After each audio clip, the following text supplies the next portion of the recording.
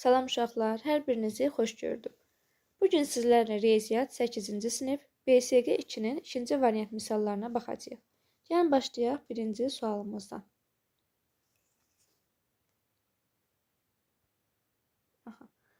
Mahiyyət etibarı ilə eyni olsa da suallar sadəcə olaraq rəqəmləri fərqlidir. Başlayaq birinci sualımızdan. Deyilir ki, bizə birinci sualda kök altında 2 minus 3 vurulsun 5 minus x kiçikdir 0 bərabərsizliyini həll edin. Deməli uşaqlar, bərabərsizliyi həll etmək üçün əvvəlcə baxırıq birinci hissəmizə. Bura. Birinci hissədə kök altında 2 minus 3-ün işarəsini təyin etməliyik. Mənfi ədəddir və ya müsbət ədəddir. Kök altında 2 çıxılsın, 3'ü salaq kökün altına, olacaq kökdə 9. Bilirik ki, 2-dən 9 çıxanda mənfi ədəd alınır, yəni 0-dan kiçikdir.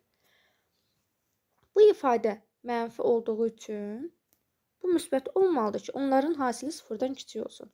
Deməli, 5 minus x böyükdür 0 şərti ödənməlidir. Mənfi x böyük olacaq mənfi 5-dən. X hər tərəfi mənfiyə bölsə işarə dəyişir. X kiçikdir 5-dən. Cavabımız olacaq Y bəndi. Sonra keçək ikinci misalımıza. 2-də deyilir ki, bizə verilmiş 2 qat bərabərsizliyi həll edin. 3 kiçikdir 2x minus 7, o da kiçikdir 11-dən. Deməli, uşaqlar 2 qat bərabərsizliyi həll etdiyimiz zaman ortada yalnızca x qalmalıdır. Bunun üçün gəlin bərabərsizliyin hər bir tərəfinə 7 əlavə edək. 3 kiçikdir 2x 7 unuttum. 3 plus 7 kiçikdir 2x minus 7 plus 7 kiçikdir 11 plus 7. Aha. Nə alacaq bu zaman? 10 kiçikdir 2x kiçikdir 11'in üstündən 7 18'dir. Aha. İndi burada yalnız x'in qalması üçün hər tərəfi 2'yə bölməliyik. 10'u 2'yə böldükdə 5 kiçikdir 2x 2'yə böldükdə x, o da kiçikdir 18'də 2'yə böldükdə 9. Deməli, bərabərsizliyimiz oldu 5 ilə 9'un arasında. Cavabımız olacaq bu şəkildə. Keçək növbəti 3-cü misalımıza, həndəsəyə aid misaldır, trapeziya ilə bağlı. Deyilir ki, sahəsi 180 və hündürlüyü 12 olan trapeziyanın orta xəttini tapın. Bizə bunun üçün trapeziyanın sahə düsturu lazımdır. Trapeziyamızı çəkək. Sahəsi nə verib bizə? 180. Hündürlüyünü verib 12. Hündürlükdə 12. Trapeziyanın sahə düsturu nəyə bərabərdir uşaqlar? Oturacaqlarını da A və B ilə işarə eləyək. Trapeziyanın sahə düsturu S bərabərdir.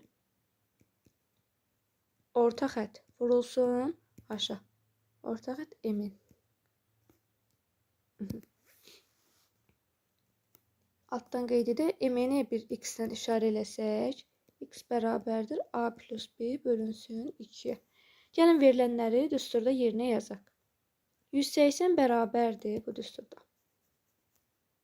180 bərabərdir A plus B bölünsün 2 yerinə x, H-ı da bizə verib 12. X bərabər olacaq. X də bərabərdir 180 bölünsün 12.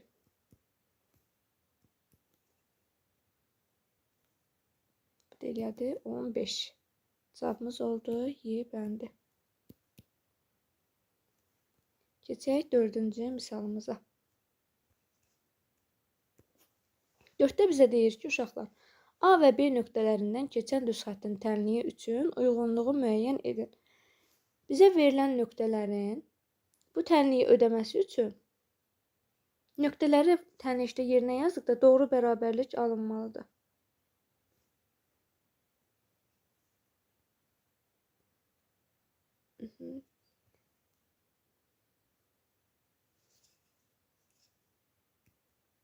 Verilənləri yazaq nöqtələrimizi. A 2 8 B nöqtəsi -4 -10. Bir-bir yoxlayaq görək. Bu nöqtələr bu funksiyaları ödəyirmi? Gəlin başlayaq birinci A funksiyasını yazaq. Y bərabərdir mənfi 2x plus 5. Uşaqlar, deməli burada hər zaman birinci x-in qiyməti olur, ikinci y-in. Birinci x-in qiyməti olur, ikinci y-in. Gəlin yazaq yerinə. 8 bərabərdir mənfi 2, x-in yerinə 2, vurulsun 2 plus 5. Deməli 8 bərabər olacaq, mənfi 4 plus 5, bu da eləyəcək 1. 8 1-ə bərabər olmadığı üçün deməli A variantı, A bəndi birinci nöqtələri ödəmir. Keçək B funksiyasına. Y bərabərdir mənfi 3x plus 15. Verilənlər yazaq yerinə. 8 bərabərdir mənfi 3 vurulsun 2 plus 15. 8 bərabərdir mənfi 6 plus 15. Bu da eləyəcək 8 bərabərdir 9. Doğru bərabərlik deyil. Deməli, B bəndi də birinci nöqtəyə uyğun deyil. Keçək C-yə. Y bərabərdir 3x plus 2. 8 bərabərdir uşaqlar. 3 vurulsun 2 plus 2. Aha, buradan nə aldıq? 8 bərabərdir 8. Deməli, A nöqtəsi bu funksiyanın üzərində yerləşir. İndi gəlin yoxlayaq görək B də bunun üzərində yerləşirmi? Yazaq. Mənfi 10 bərabərdir 3 vurulsun mənfi 4 plus 2. Mənfi 10 bərabərdir mənfi 12 plus 2. Aldıq ki, mənfi 10 bərabərdir mənfi 10. Aha, ödədi. Deməli, 1-ə uyğun gəldi C bəndi. Sonra keçək, yoxlayaq ikinci nöqtəmizi. İkinci nöqtəmiz nədir bizdə?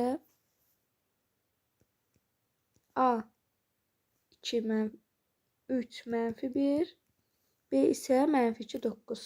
Böyüdüm biraz, siz də görə bilin. B mənfi 2 9.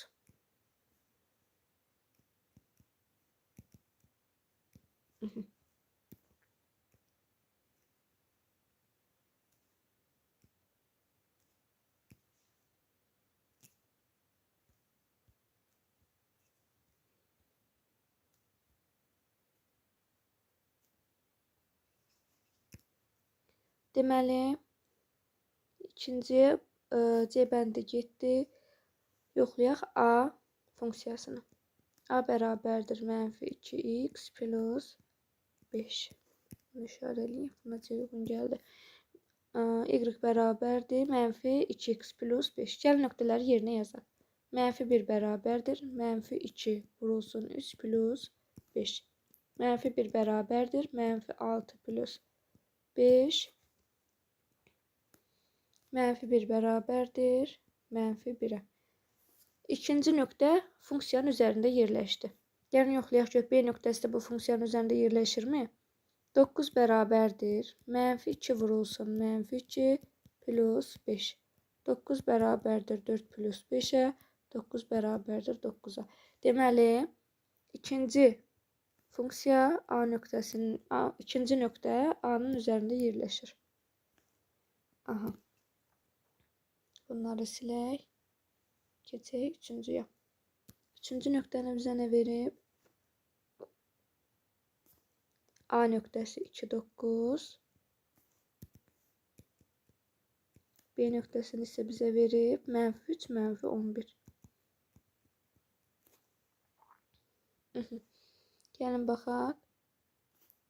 Deməli, A və C getdi, qaldı B bəndini yoxlayaq. Mənfi Y bərabərdir mənfi 3x plus 15. Deməli, uşaqlar yazaq. 9 bərabərdir mənfi 3 vurulsun 2 plus 15-ə. 9 bərabərdir mənfi 6 plus 15-ə. 9 bərabərdir 9-a. Aha. Üçüncüdə verilən nöqtələr B bəndindəki funksiyanı ödədi. İndi gəlin baxaq. Görə ikinci ödəyirmi? Mənfi 11 bərabərdir. Burada yerinə yazırıq. Mənfi 11 bərabərdir. Mənfi 3 vurulsun mənfi 3 plus 15. Mənfi 11 bərabərdir 9 plus 15'ə. Mənfi 11 bərabərdir 24'ə. Mənfi 11 24'ə bərabər ola bilməz. Ona görə də 3 B bəndini ödəmədi. Sonra B-ni ödəmədi. C-ni qeyd etmişik. Qaldı D ilə Y. İndi gəlin D yoxlayaq görək bu funksiyanı ödəyirmi? Y bərabərdir 2x plus 4. 9 bərabərdir 2 vurulsun 2 plus 4. 9 bərabərdir 4 plus 4 yəni 8. 9 8'ə bərabər ola bilmir. Ona görə də A-ya D də uyğun gəlmədi. Gəlin indi baxaq Y-yə. Y bərabərdir 4x plus 1'ə. 9 bərabərdir 4 vurulsun 2 plus 1. 9 bərabərdir 9'a. Deməli ödədi.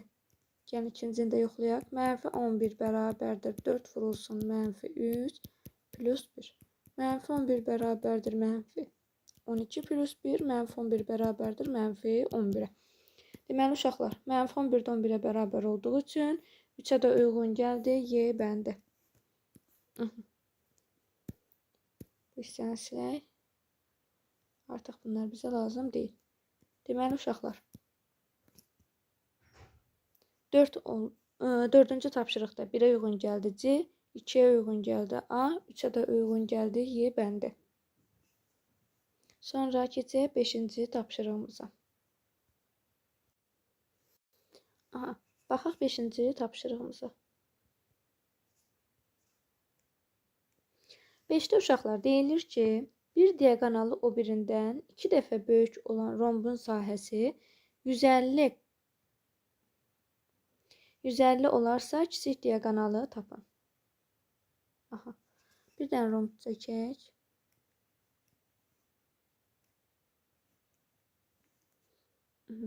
D1 diagonalı o birindən 2 dəfə böyükdür. Diagonallarımız olsun D1, D2. Diagonalımızın kiçik D-dirsə, böyük diagonalımız ondan 2 dəfə böyük olduğu üçün olacaq 2x-ə. Sonra deyir, rombun sahəsi 150 olarsa.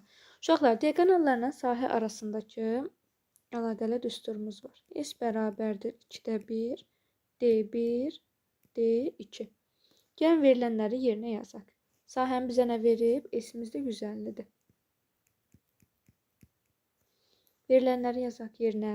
150 bərabərdir 1 bölünsün 2 vurulsun x vurulsun 2x-ə. 150 bərabərdir. İkilər ixtisar gedəcək x kvadratına.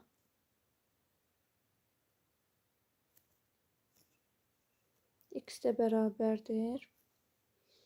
Deməli 150 olacaq 5 kök altında 6. X'imiz oldu 5 kök altında 6. Bizdən nə istəyir? Hansı diagonal istəyir? Kiçik diagonal istəyir. Elə yəni x istəyir 5 kök altında 6. Deməli olacaq cavabımız B bəndi. B. Sonra keçək 6-cı misalımıza. 6'da deyir ki, yan tərəfi 17, oturacağa çəkilmiş hündürlüyü isə 15 olan bərabər yanlı üçbucağın sahəsini tapın. Gəlin çəkək. Yan tərəfi 17'dir. İki tərəflərimiz 17. Hündürlüyümüz 15.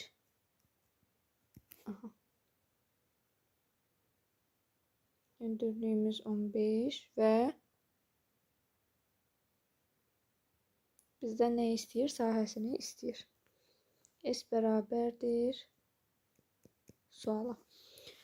Deməli uşaqlar, burada düzbucaqlı üçbucaq yaranır. Bu bizim olacaq hipotenusumuz, bu bizim olacaq katetimiz. Bizə lazımdır bu tərəfi tapmaq. Pifaqor teoreminə əsasən hipotenusun kvadratı bərabərdir katetlərin kvadratı cəminə. Hipotenusumuz burada nədir uşaqlar? 17. 17'nin kvadratı bərabərdir. A'nın kvadratı plus B'miz de 15'dir. 15'in kvadratına. A kvadratı bu zaman beraber olacak. 289 çıxılsın 225'e. Buradan da A beraberdir 8'e. A'nı tapdıq 8. Aha. A oldu 8. Bura 8'dirsə, burada olacaq 8. Çünki medianın xassiyəsinə əsasən bərabər yanlış bucaqda uşaqlar. Median hündürlükdən bölən 3 bir-birinə bərabərdir. Ona görə bu həm də median olacaq. Yəni oturacağımız oldu 16. İndi üç bucağın sahə düsturunu yazaq. S bərabərdir 2-də 1 vurulsun A vurulsun H. H oturacağı çəkilən tərəfdə mütləq olmalıdır. Deməli, bərabərdir 1 bölünsün 2 vurulsun. A'mızı tapdıq. 16. Baxın, A bu hissədir. Oturacağı çəkilən hündürlüyün uzunluğunu bizə verib 15. İxtisar getdi 8 vuraq 15. Bu da bərabərdir 120. Aha, cavab oldu B bəndi.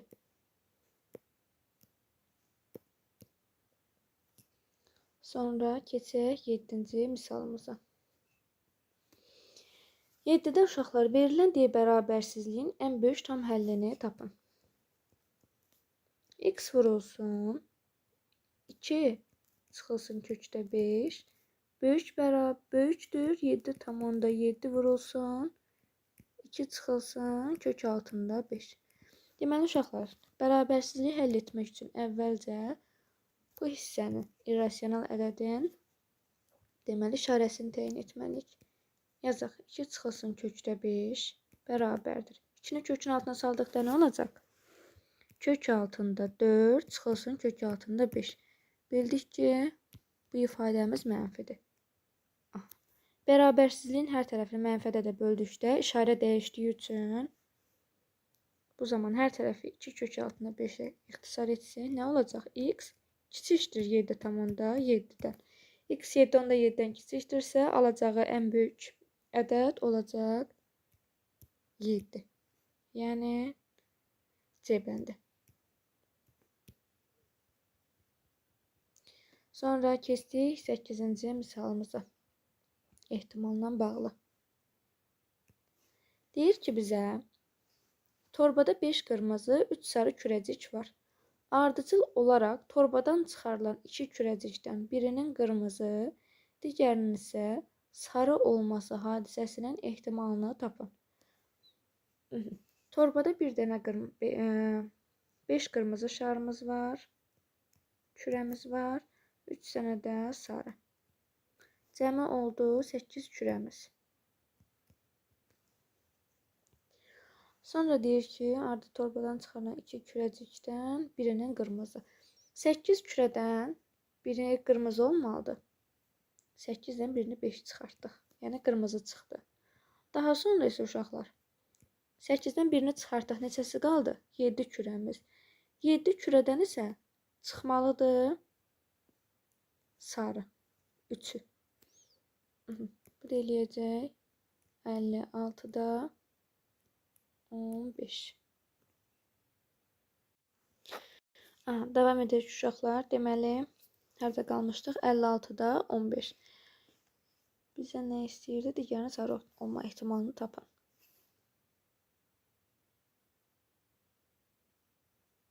İki kürəcikdən birinin qırmızı, digərinin sarı. Deməli uşaqlar, biz 2 dənə ardıcıl daş çıxarırıqsa, birinci çıxardığımız qırmızı ikinci sarı ola bilər və ya birinci çıxardığımız sarı ikinci qırmızı ola bilər. Yəni burada 2 dənə ehtimal var, 2 dənə halımız var. Ona görə aldığımız cavabı 56'da 15'də vuracağıq 2-yə. Eləyəcək 28'də 15. Keçək növbəti cavabımızı işarə eləyək. 28'də 15. Keçək növbəti 9-cu misalımıza. 9'da uşaqlar bizə deyir ki, tərəflərindən biri 8 və həmin tərəfə çəkilmiş hündürlüyü 6 olan paralleqramın sahəsini tapın. Deməli uşaqlar, paralleqram çəkək. Bilirik ki, paralleqramın 2 dənə hündürlüyü var. Bu hündürlük ya bu şəkildə olur. A-ya çəkilən hündürlük HA-dır. Və ya bu tərəfə çəkilmiş olur. B-yə çəkilənsə HB-dir. İndi bizə verib hündürlüyü 6. Tutaq ki, HA-mız 6-dır. Tərəfimiz isə 8-dir. A-mız isə 8-dir. İndi sahəni istəyir. S bərabərdir. A vurulsun HA-ya və ya B vurulsun HB-yə eyni şeydir. S bərabər olacaq. 8 vurulsun 6 bərabərdir 48. Cavabımız oldu A bəndi.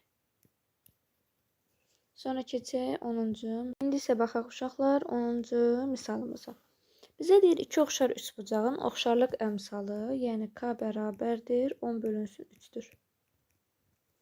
Deyir kiçik üçbucağın perimetri 12 olarsa, P kiçik bərabərdir 12-yə. Deyir ki, bizdən istəyir ki, P böyüyü tapın. Aha. Deməli uşaqlar, oxşarlıq əmsalı nədir? Bir üçbucağın, tutaq ki, tərəfləri AB olsun, tərəfləri nisbəti, hündürlükləri nisbəti, medianları nisbəti və s. hər biri K-ya bərabərdir.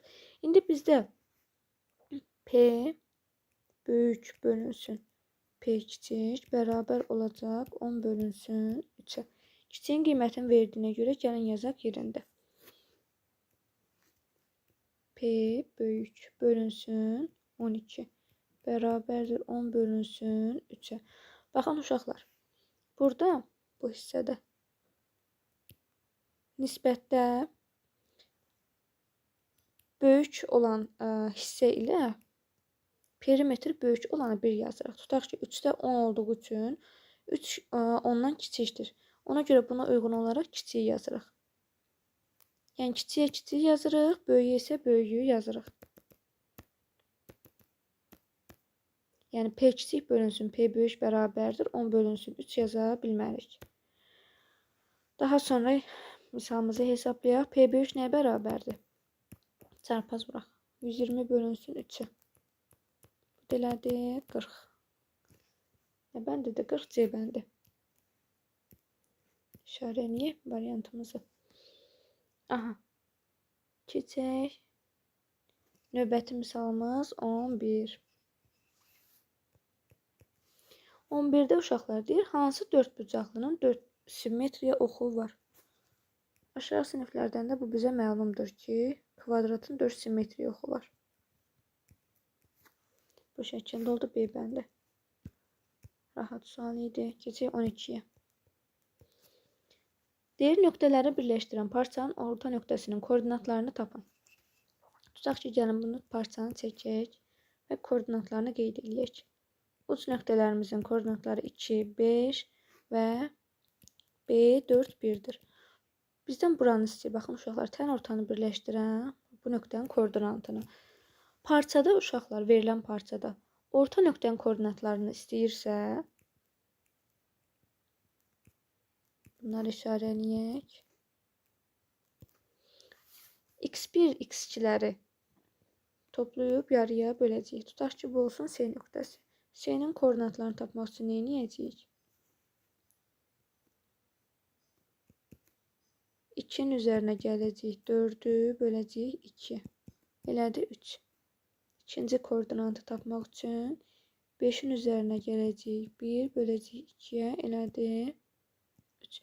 Deməli, mərkəzin koordinatları nə oldu? 3, 3. Sonra keçir 13-ə.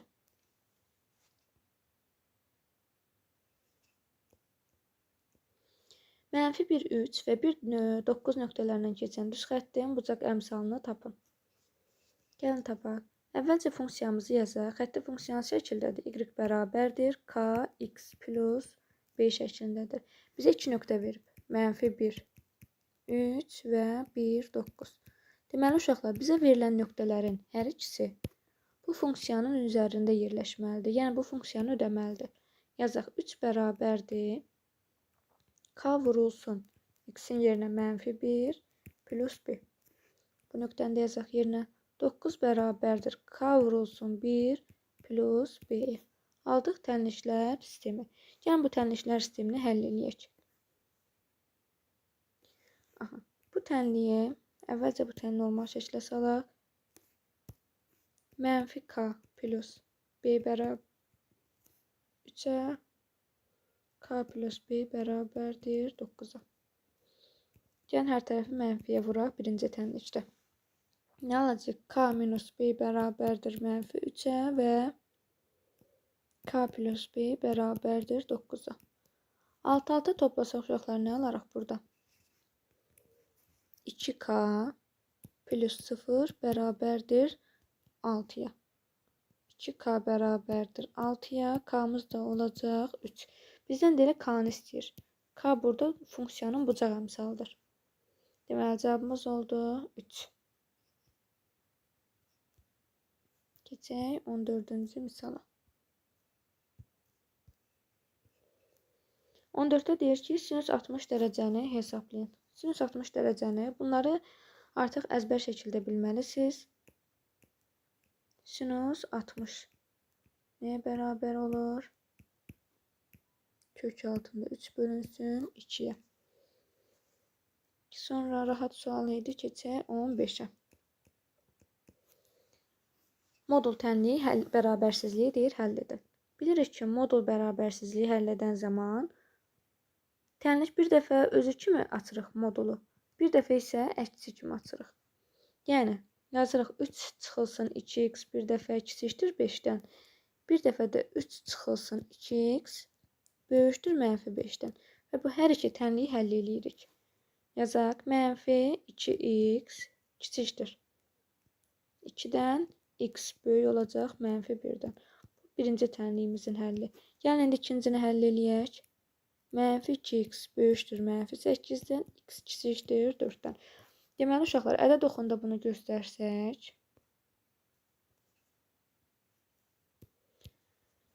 ədəd oxun çəkək. Nə aldıq? -1 və 4. -1-dən böyüklər lazımdır, 4-dən kiçiklər lazımdır. Hansı aralığa düşdü cavabımız? -1-dən 4 aralığına. Tam həllərinin hasilini istəyir bizdən. Tam həllərimiz nədir burada? -1, -1-i almır, çünki açıq mötərizədir. 0, 1, 2, 3. Bunların da hasil eləyəcək elə 0. Nə oldu? C bəndi. Variantımızda yazaq. Keçək 16-ya. Deyir, diaqonalları 4 və kökdə 3 olan, 4 və 4 kökdə 3 olan rombun kör bucağını tapın. Gəmdən romb çəkək.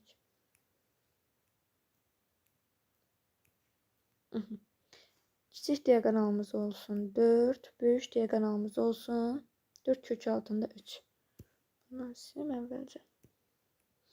Deməli, uşaqlar, 16-cı misalda qeyd eləyək. Deməli, uşaqlar, rombun diaqonalları bir-birinə perpendikulyardır və kəsişmə nöqtəsində yarıya bölünür. Yəni, bura 2-dirsə, burada 2 olacaq. Bura 2 kök altında 3-dirsə, burada 2 kök altında 3 olacaq. İndi gəlin keçək. Bir qaydanı sizə qeyd edim. Buran yazaq 2 kök altında 3.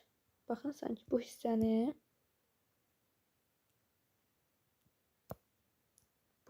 kənarda sizin üçün çəkirəm. Bura 2 kök altında 3-dür, bura 2-dir. Yadınızda saxlayın ki, düz bucaqlı 3 bucaqda 30 dərəcəli bucaq qarşısındakı katet, baxın bu 30-dur, bunun qarşısındakı katet 2-dir. 30 dərəcəli bucaq qarşısındakı katet hipotenuzun yarısına bərabərdir. 60-ın qarşısındakı katet isə, baxın bu 2 kök altında 3. 60-ın qarşısındakı katet isə digər katetin kökdə 3 mislinə bərabərdir. Yəni bura 2-dirsə, bu tərəf olub avtomatik olaraq 2 kök altında 3. Deməli biz buna əsasən bucaqlarımızı təyin eləyə bilərik. Aha. Deməli bura olacaq 60 dərəcə. Bu bucağısı olacaq 30 dərəcə. İşte bucaqlarımızı tapdıq. Bura 60-dırsa, avtomatik olaraq burada 60 dərəcə olacaq. 60 kör bucağımız nədir? 120 dərəcə. Baxın, kör bucaq buradır. Bizdən buranı istəyir. Oldu 120.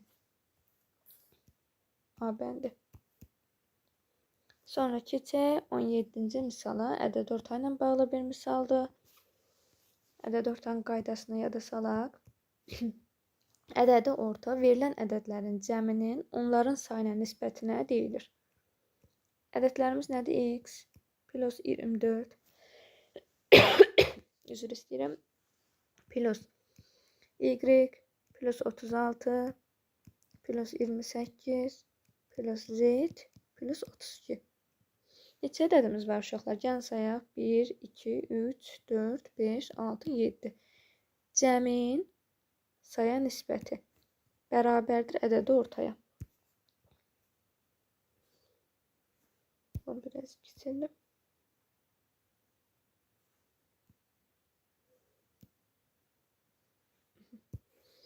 Bərabərdir ədədi ortamız 40. Aha, gəlin də bunları toplayaq. 24, 36, 60, 28, 32, 60, 60, 120. Deməli, X plus Y plus 120 bərabərdir. Bölünsün 7 bərabərdir 40-a. X plus Y plus 120 bərabərdir 280-ə. Çarpı şəkildə vurdum. Bunda məxrəci 1-dir. X plus Y bərabərdir 280 çıxılsın 120, 160-a. Bizdən deyilə uşaqlar X plus Y cəmini istəyir. Yox, X plus Y plus Z cəmini istəyir. Burada Z-imiz də var. Aha. Elədi 160. Yəni B bəndi. Sonra keçək növbəti 18-ci misalımıza. 18-də isə medianla bağlı tapşırıqdır. Deyir ki, ədədlərin medianı 6-dır. Median nədir uşaqlar? Deməli, ədədləri kiçikdən böyüyə doğru düzürük. Sonra verilən sırada tən ortada duran ədəd bizim medianımız olacaq. Baxın, bu bizə mediandır. Bundan solda da 3 dənə rəqəm var. Sağda da. Deməli, x minus 3 mediandır və medianımız da 6-dır. X oldu 9, Y bəndi. Sonra keçdik 19-a. Sonra doğru yaxınlaşırıq. Aha. A böyükdür B bərabərsizliklərindən hansılar doğrudur? Deməli, birinciyə baxaq. A plus 6 böyükdür B plus 6. Hər tərəfdə müsbət 6 olduğu üçün bunları atırıq. Qalır A böyükdür B. Deməli, 1 ödədi. Keçək ikinciyə. Mənfi A kiçikdir 7 çıxılsın B-dən. 7 çıxılsın A. Aha, 7-ləri atsaq, uşaqlar nə qalır? Mənfi A kiçikdir mənfi B. A da böyükdür B. Hər tərəf mənfi olduğu üçün işarələrimiz dəyişəcək. Olur A böyükdür B. 2-də ödədi. Sonra keçək 3-ə. B çıxılsın 8. Böyükdür. A çıxılsın 8. 8-ləri atsaq, qalır B böyükdür A. Amma bizdən A böyükdür B deyir, 3 ödəmədi. Nəhayət gələ sonuncu 4-cüyə.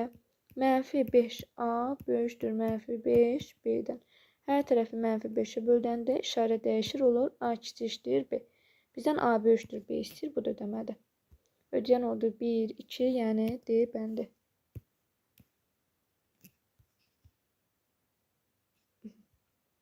Gəldik sonuncu misalımıza. Aha. 20-də bizə deyir ki, Surəti məxrəcindən bir vahid böyük olan kəsrin özü ilə tərsinin cəmi 41/20 olarsa, surətlə məxrəcin cəmini tapın. Yazaq kəsrimizi. Surət məxrəcdən bir vahid böyükdürsə, surət x plus 1-dir, məxrəc x-dir. Bunun tərsi nə olacaq? X plus 1 də x bərabərdir 41 bölünsün 20-yə. Gəlin ortaq məxrəci gətirib həll edək. Ortaq məxrəcimiz olur x vurulsun x plus 1. Bu tərəfi vururuq x plus 1-ə. Bu tərəfi də vuracaq x-ə. Sahara getdi. Burada. Surətdə nə olacaq? X plus 1-in kvadratı plus x-in kvadratı. Bərabərdir. Biraz uzun çəkmişəm kəsir xəttinə. Bərabərdir 41 bölünsün 20-yə. İndi bunu müxtəsər düsturuna əsasən açaq.